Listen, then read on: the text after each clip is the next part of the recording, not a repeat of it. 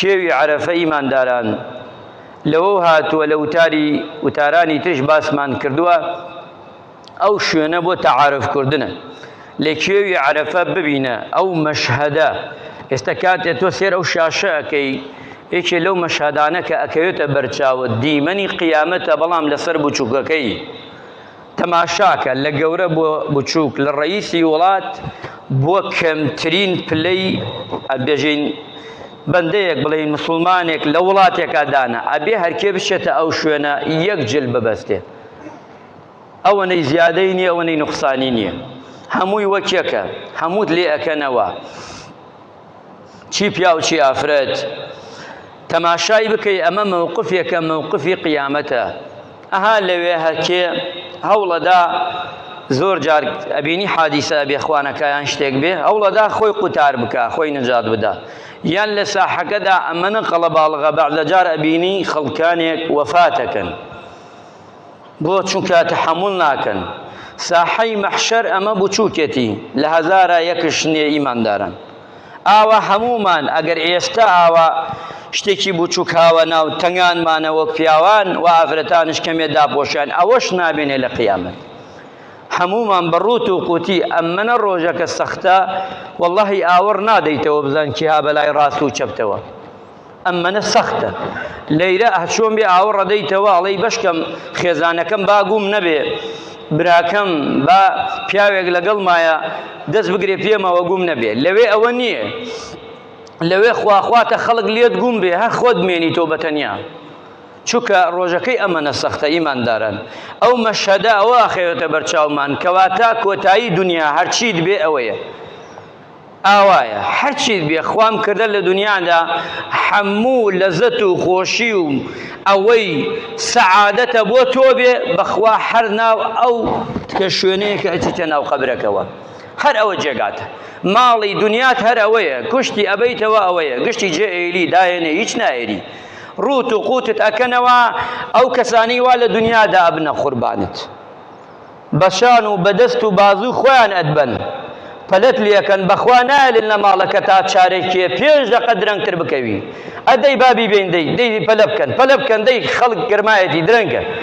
ئەیبن بەسەر شان بە سیارە بە پەلە دەقە بە دەقە ئەدبن ئەتنەنە گۆڕ کە ناتیان دەی خوا عافیکە با بڕۆینەوە، دەی جێتێلن تەواو بە تاق و تەنیا ئەمێنیتەوە. ئەوەتە خۆشەویستان، ئەوەتە ئەوەنەیان بۆ کردی و تەواو خۆ حافیزە بیا. ئیتر خۆت و قەبر و قیامەتت، کار و کردارت، عەمەلت صالحت. بۆیە ڕۆژی عەرەفە فێری ئەوەمانەکات چیمان لە دەستێ بیکەن ئیمانداران. ئەوە تا نیمەی ڕۆیشت بەڵام نیماوە، چی لە دەستێ لە خێر لە چاکە لە باشە بیکە، هەرچی قسووری مەکە، کەم تەرخەمی مەکە، چیت پێ ئەکرێ بیکە بۆ ئەوەی ئەم ڕۆژە لای خوا زۆر گەورەیە. ئەو ڕۆژە دایکە حەوا باوکە ئادەم لە یەک جیابوونەوە لە یەک شەوە هەر لەو شوێنە یەکتریان گردەوە. ئێستا تەماشاکە هەموو ساڵێک نەوەی ئادەم عەلەیهی سەلام، باوکە ئادەم دایکە حەوا، ئەو لەو پەڕی دنیایە تۆش لەی پەڕی دنیایی. عەزیزێکی حاجیان هاتەوە بڵێ لە کێوی عەرەفە چەند کەست ناسی؟ پێشەوەت ناسینە وەڵا کێوی عەرەفە ناسین. چۆن دایکە حەوا باوکە ئادەم یەکتریان لەوێ ناسی و لە یەکتری جیابوونەوە و لەورەش کەوتنە یەک. بەندەکانش ئەوانەیشی کە نەوەی ئەون هەروەهایە لەورە یەکتری ناسن و لەوێ جودا دەبنەوە. کێوی عەرەفە پێغەمبەری خوا صلی الله علیه وسلم ئەفەرمی الحەج عەرەفە، هەموو ئەرکەکانی تر بکەی ئەمڕۆ تەئخیر بی نەگەیتە کێوی عەرەفە ئەوە حەجت بۆ قبوڵ نابێ. تەماشاکە باسی گەورەی عەرەفە ئەکەین ئێمە، یعنی یەک ڕوکن مقابلی هەموو ڕوکنەکانی ترە، هەموو ڕوکنەکان بکەی بەس عەرەفە نەکەی حەجەکە بۆ نانووسێ. ئەی ڕوکنەکانی تر نەکەی حەجەکەت بۆ دەنووسرێ؟ بەڵێ. کەواتە ئەمە گەورەی ڕۆژی عەرەفەمان بۆ دەرەخا ئیمانداران. ئەفەرمێ پێغەمبەری خوا صلی الله علیه وسلم ئەم ڕۆژە ئەو ڕۆژەیە زۆرترین خەڵک لە ئاگری جەهەنەم خوای گەورە گردنیان ئازاکە. پێغەمبەری خوا فەرمێ ما من يوم أكثر من أن يعتق الله فيه عبدا من النار من يوم عرفة وإنه يباهي ثم يباهي بهم الملائكة فيقول ما أراد هؤلاء. خواي گەورە جل جلاله دێتە ئاسمانی یەکەم هیچ ڕۆژێک جەلە جەلال و لایقە بە ذاتی خۆیش ئێمە ئیمانمان پێیەتی هیچ ڕۆژێکی دنیا خودای گەورە دانابەزێتە ئاسمانی دنیا ئیلا ڕۆژی عەرەفە نەبێ ئەممەنە نێزگە بێتەوە لە حاجیان کاتێ دوعای عەرەفە ئەکەن ئەمجاڵێ مەلائیکەکانن تەماشاکەن ئەمانن ها ئەمانە بوون کاتێ دوورسیانم کردوتان ئەمانەت بۆ چییە خودایە ئەمانە خۆی ئەمە عسیانی تۆ ناکەین ئەمانە تاوانەکەن سەرپێچیەکەن ئەوە تا هەمویان هاتوون هەرێکی لە وڵاتێکەوە هەرێکی بە زبانێ پاڕێتەوە هەرێکی داوایەکیە بەس ئەوەیان گەرەکە لیان خۆش بوون ئەم جایوارانش تەماشاکەن مەلایکەکان ها بەندەکانم ئەوانشی نهاتوونە بۆ حەج چەندێ قورئانە خوێنن چەندێ دوعاکەن چەندێ پاڕێنەوە لە مەغریبە لە دوای عەسر بە تایبەتی کاتی دوعایە ئەپاڕێنەوە بۆی خوا لیان خۆش بێ مەلایکەکان تەماشاکەن ئەمانن خوای گەورە شانازیەکە بەم بەندانەوە لای مەلایکەکان ئەمانن مەلایکەکانم ئەمانن وتم ئەمانە عەبدایەتی ڕاستەقینەکەن بەندەی منن مخلصن شانازی بە کێوەکە بەوانەی کە لە حەج و لەوانەی کە لە ڕۆژی عەرەفا بەڕۆژوون ئیماندارن خودای گەورە جەلە جەلالوو بە بەندەکانیەوە ئەمجا ئەمانە چیانەوێ مەلایکەکان خوای گەورە خۆی ئەزانێ بەڵامی گێڕێتەوە بۆ ئێمە مەلایکەیان خۆدایە خۆت گوێت لێ سەمیع و بەصیری ئەمانە هاتوونە دەرگای تۆ ئەڵێن تاوان و گوناحمان هەیە زۆر زۆر بەڵام هاتوونە داوای ڕەحمەت و میهرەبانی تۆکەین خودایە لێمان خۆش بێ ئەڵێ چیان لەگەڵا بکەم مەلایکەکان لوتف و کەرەم و ڕەحمەتی من دایەنە بۆشی ئەم بەندانە لە هەمویان خۆش دەبوو ئێمە بە دوای سەعادەت ئەما ئەگەڕین ئیمانداران چەند ساڵە عیبادەتەکەی خراپە و خراپەکاری ناکەی بەس خوا لێت خۆش بێ کەس نازانێت لە چی شوێنێکە خوا قەڵەمی لێدە بۆیە ئەم ڕۆژە ئەمەیە خوای پەروەردگار کە پێمان ئەڵێ لەم ڕۆژە پیرۆزەدا ئەبێتە مایی لێ خۆشبوون بەو ڕۆژەی گرتووتانە دڵتان زۆر خۆش بێ ئەوەی ڕۆژووی گرتووە دڵتان زۆر پێی خۆش بێ ئەو ڕۆژوە هەوڵدەن بیپارێزن وریابن ئەندامەکانتان هەتا ئێوارە بپارێزن لە خراپە و خراپەکاری سباتان چاوتان گوێتان ئەوەشی ڕۆژی نەگردووە و نەخۆشە دڵتەنگ نەبێ واللهی ساڵانی تر گرتووتە واللهی خوا بۆتە نووسێ پێغەمبەری خوا فەرمی عەلەیهی سەڵات وەسەلام خەڵکانێک بەندانێکن لە شاغیە هەندێک شتیان کردووە کاتێ نەخۆش دەکەون ناتوانن بیگرن خوای گەورە بە گوێرەی نیەتەکەیان خوا بۆیان دەنووسێ ئێوەش دوعا بکەن ئەوانەی کە نەیان گرتووە بڵێن خودایە خۆت ئەزانی نەخۆشم و ناتوانم سحەتمە خۆتش وتوتە هەر شتێ زەرەردا لە جەستەی خۆتان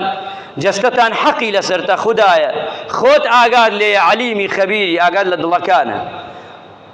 خوایە ڕۆژوو ئەمڕۆم بۆ بنووسە ئەوە گرنگە ئیماندارن کەواتە ئەم ڕۆژۆی کە من و تۆ گردومانە دڵمان پێی خۆش بێ خەڵکانی هەیە هەر نازانێ ڕۆژوو چییە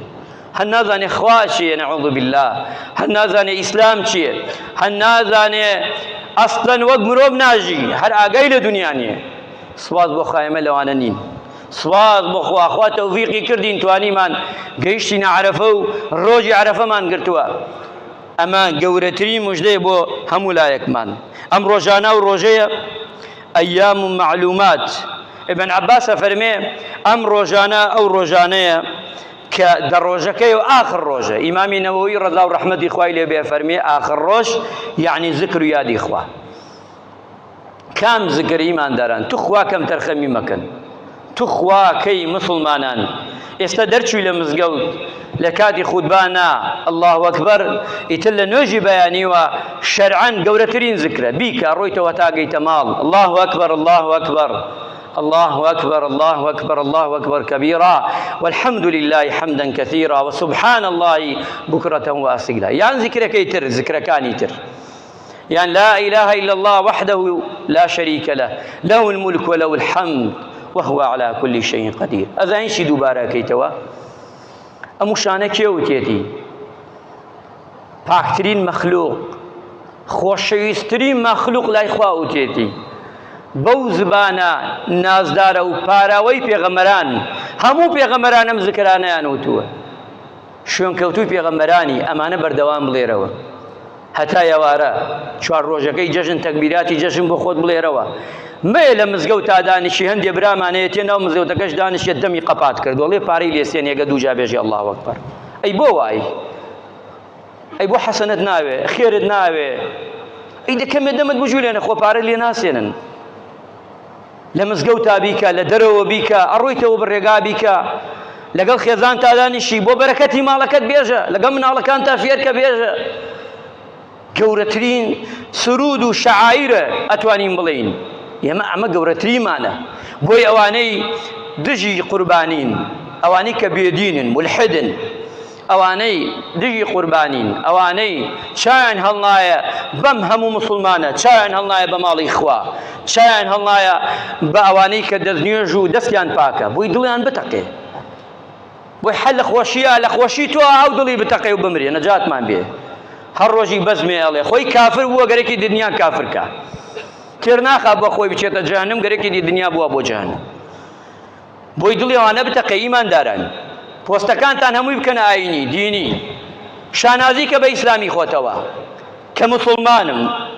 کە خوا ناسم شانازی بکە بۆ خەڵکێتر شانازی بکە دوو لە ڕوو جەنابتان مانگایە خوای بێ نەعوذ بالله پێغەمبەرێ لە پێغەمبەران خوای بێ نەعوذ بالله هەمووی بەشەرێ خوای بێ نەعوذ بالله ئەی بۆ من و تۆ شانازی نەکەین خوایەکمانەیە تاک و تەنیایە خوایەکمانەیە خاوەنی هەموویەتی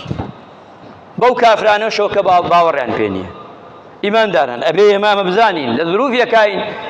پێویستە تۆ ئیسلامەتی و دینداری خۆت دەرخەی بۆ عالم من مسلمانم من پێغەمبەرم خۆشەوێ هەر کەسێ دەست با بۆ پێغەمبەر قبوڵی لێ ناکەم ناوی کە لە کەدارکە قبوڵی لێ ناکەم ئەی کورە بەخوا قیامەت خوای گەورە پێغەمبەری خوا دێنێ لە بەرامبەرمان ڕایەگری پێمان ئەڵێ ئێوە ئومەتی من نەبوون بڵێ ئەی باشە قسەیان کرد بۆ من ئەی سوکایەتیان کرد بە پێغەمبەرەکەم خوا فەرمێ لێک شۆ بوونیەوە چی جوابمان بێ چونکە ئێمە خاوەنی ئەم دینە پاکەین بەخوا ئیسلام لێمان بکەرەوە هیچی بەسەری چۆ نامێنێ بەخوا ئەوەی ماوەتەوە ئیسلام ڕایگرتووی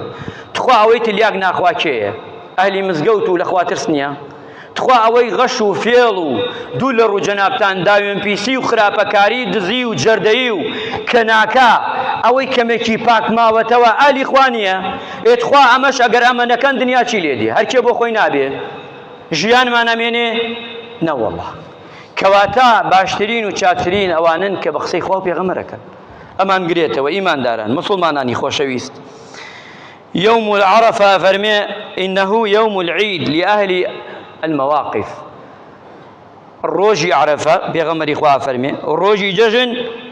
وأيام منى أمس يانتي فرمي بيغمر إخوة عيدنا أهل الإسلام ججن تكبيرات دستي فكر الروجي عرفة يترتواو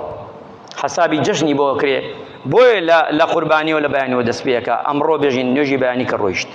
إيمان داراني خوشويست يعني أمرو جانا الروجي خوشية شادية دڵ خۆش بێ ئیمانداران ئەگە پارەت نییە خۆ لەش ساغە واللهی گەورەترین نیعمەت لەش ساغیە واللهی خوای گەورە بەرەکەتی زۆر ڕشانەدە سەرتا ئەگە تۆ پارەت نییە لەش ساغە هەیە پارە هەیە و لەشی ساغ نییە ئەگە تۆ